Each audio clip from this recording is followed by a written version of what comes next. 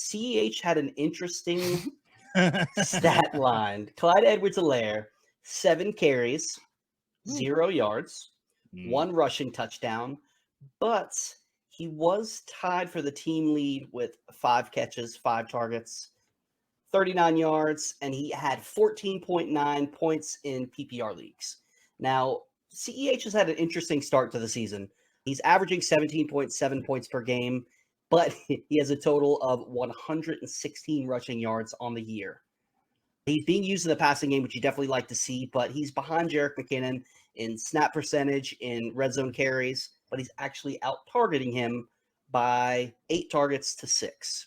What do you guys think? Is CEH a buy, a sell, or a hold? Man, it's tough because he's getting goal line work, which he struggled with last year. But I mean, if you have anybody in your league that's just looking at the numbers, just for the fantasy points and not at what he's doing on the field, I would honestly be trying to sell him to whoever would take him for something comparable.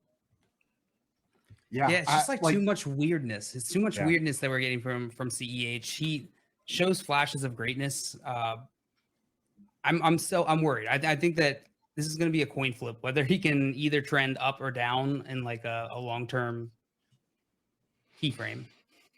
I just, this is one of those ones where I'm mad because it feels like each week now, like going into this week, the week after, and now week 3, good process says don't start CEH. He's not getting the work. He's not on the field enough. He's not even the running back on the field the most for the Chiefs through the first 2 weeks. Like I don't have the snap share count for this week, but I'd be willing to bet it's still not him.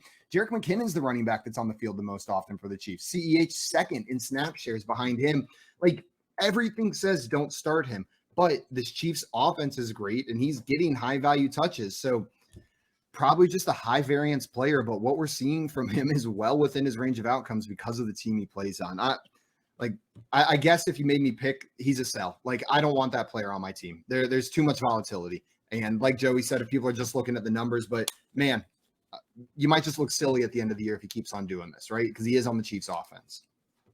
Yeah, I would say he's somewhere in between the sell and the hold. The one thing I will say is you love to see the usage in the red zone, like Joey said, and you really like to see the targets. I was really shocked when I saw that he was out targeting Jerrick McKinnon. But like you said, Simon, I think it's about 2 percentage points of snap share on the season that McKinnon has over CEH. So it's close. Basically a split, and you don't want to see that.